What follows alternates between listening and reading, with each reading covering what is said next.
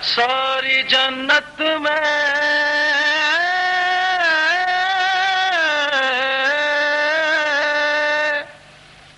रसूले अज़ली लिखा है, सारी जन्नत में रसूले अज़ली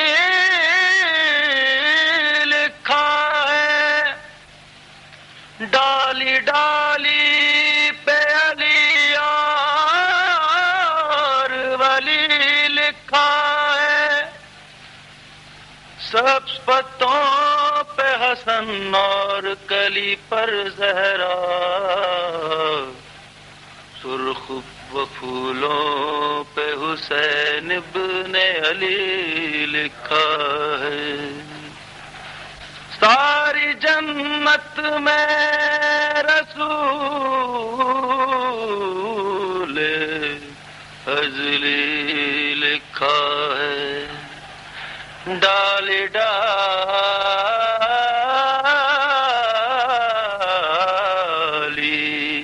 पे अली और वली लिखा है, सब पत्तों पे the provider of believers and unbelievers, and may his choicest blessings be on the seal of his prophets, the last of his messengers and his holy progeny, and in particular may his incessant blessings ever continue to flow on that 12th successor to the holy prophet, on the Imam of our time, Sahib al-Asr wa Zaman, Ajjalallahu farajahu. Before we commence on the agenda we have set for tonight, I must clear one matter that remains pending from yesterday, and that is the academic objections to the hadith that I have set out last night. That is on the wedding of Bibi Narjis Khatun and how it was achieved with Imam Askari alayhi salam. Insofar as the birth of Imam Mahdi alayhi salam is concerned, and the way I set it out yesterday, I can confidently say that there is near unanimity on that episode. There is no dissent at all that is exactly how the birth took place. Historians are, as I said, nearly unanimous on that aspect of the episode. Indeed, that narration is to be found in Sunnite sources also, like Yanabiul Bawadda. It is the first part, the dream that Bibi Narjis Khatun alayha salam had, which is the subject of criticism, and I wish to deal with those criticisms only to allay any suspicions youths may have on the point. Three academic criticisms have been levied. First is that the hadith itself perhaps is not authentically reported from Bashir bin Sulaiman, because Bashir bin Sulaiman did not narrate that episode to other contemporary historians of the time. To me, that is a very weak argument, because surely it rests on Bashir bin Sulaiman to decide who are the authentic people he will choose to whom to narrate this episode. And if he chooses a person like Sheikh Sadduq alayhi rahmah, and if he chooses a person like Sheikh Tusi alayhi rahmah, how can any Muslim blame him?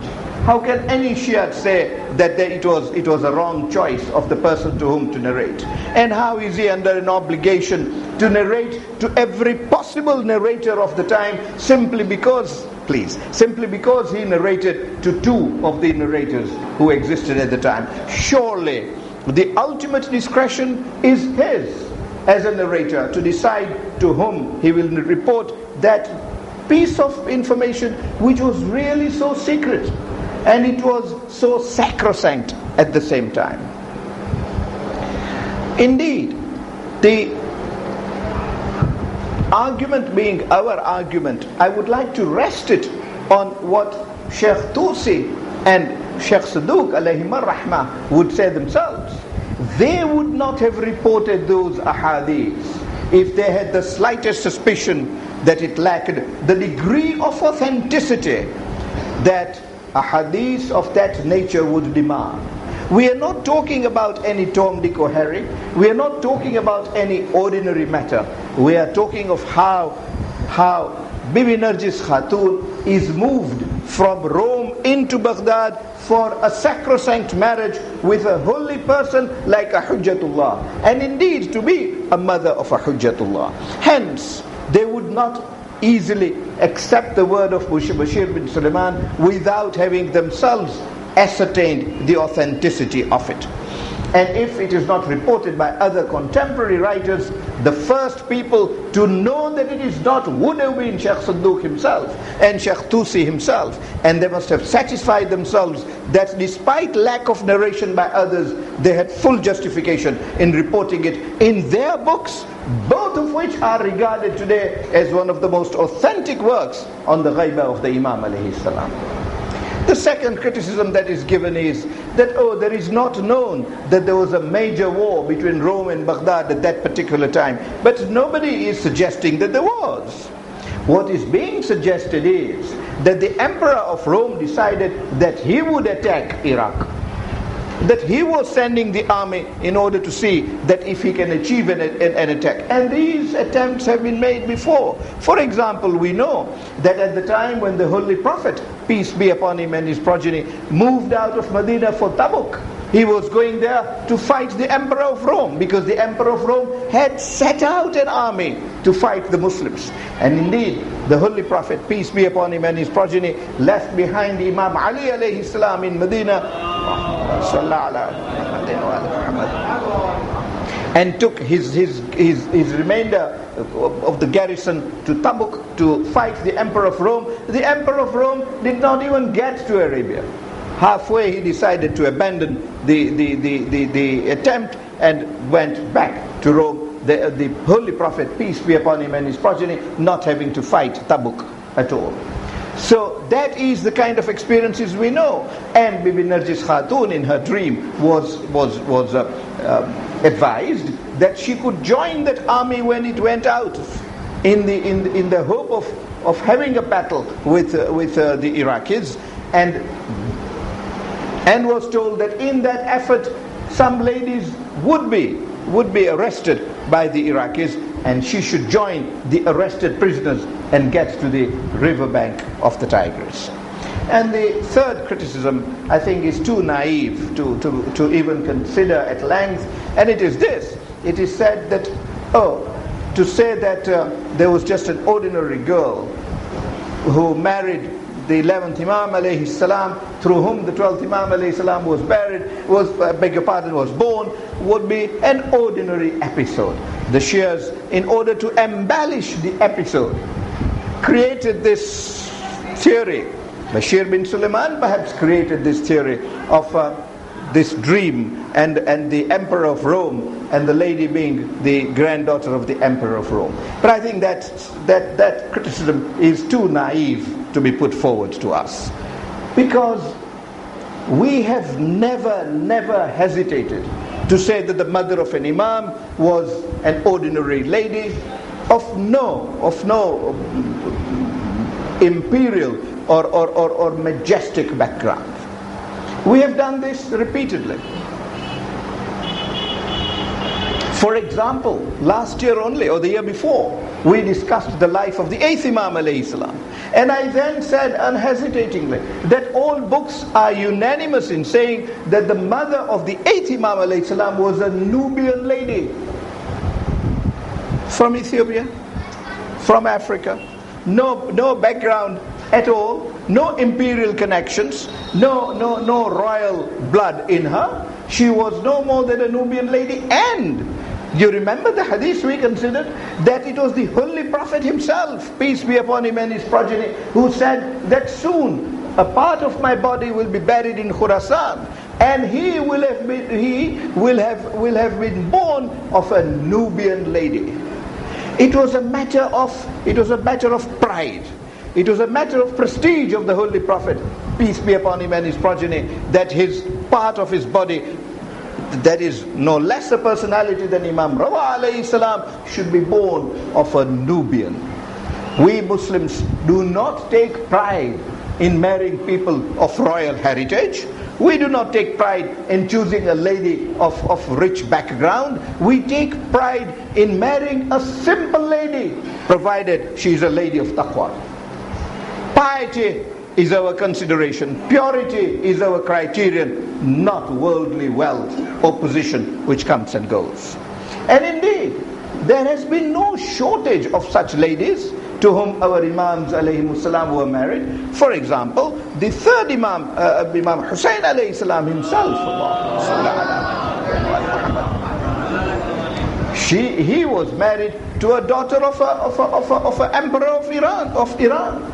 And he was married to the daughter of Emperor of Iran. And we considered this in the year 2001. He was married to the daughter of the Emperor of Iran in the court of Umar, the second Khalif. The fourth Imam alayhi salam was born of Bibi Sher Banu, of that kind of background. Indeed, Imam Jawad alayhi salam was married to the daughter of Ma'mun, who was the emperor of the time. There is no shortage of such ladies that we should want to search for a granddaughter of the emperor of Rome. I think that argument, in my humble view, is too ridiculous even to be worthy of consideration. I do put forward these criticisms so that in case a youth thought there was any fanciful element in it, these are a hadith well vetted. The agenda for tonight that we set forth is the 12th Imam alayhi salam, if he is in ghaibah, is there any proof of his existence? Yes. And our answer is that there is proof to the hilt. Proof from iota to the zenith. Indeed, there is no, shall I say, lack of proof. There is no question, apart from whimsical thoughts of the kind that I just discussed, apart from those thoughts, there is no substantive argument that can be put against that particular doctrine, either in logic, or spiritually, or religiously. The argument that it is fanciful dies its natural death the moment we consider the details. And from tomorrow, inshallah, once we have considered the principles tonight, from tomorrow we will go into those details and take each one of them, as I said, holding the bull by the horn, as we have done in the past, and we will consider each one of those matters of details. But apart from that, the fact that the Mahdi ajjalallahu farajahu is in existence today is provable by any facet that you want to look at. Any facet you want to look at. Of course, my time now is limited to 45 minutes that are left for me. And yet, I will attempt to put forward a few of those facets. One facet that comes straight to mind is Quranic proof. But I do not wish to go into it because in 1996 I put forward about at least five, but I think about 7 Quranic verses. And indeed, there are 50 Quranic verses which establish that but for the existence of the time today, those verses would not make any meaning. The verse, for example, أَرْسَلَهُ بِالْهُدَى وَدِينِ الْحَقِّ لِيُظْهِرَهُ عَلَى الدِّينِ كُلِّهِ وَلَوْ كَرِهَ الْمُشْرِكُونَ. I pick on that for a specific reason. That verse says that we have sent you with our message, أَرْسَلَهُ بِالْهُدَى وَدِينِ الْحَقِّ, and the true religion, a religion that will supersede over all religions in the world. And the question today is, does Islam really supersede all religions? If anything, one is embarrassed to say that one is a Muslim, for the reason that those powers that be are tempted to call you a terrorist. We have repeatedly said that allegation is false. And indeed, a number of people have come to realize that Islam is a religion of humanity.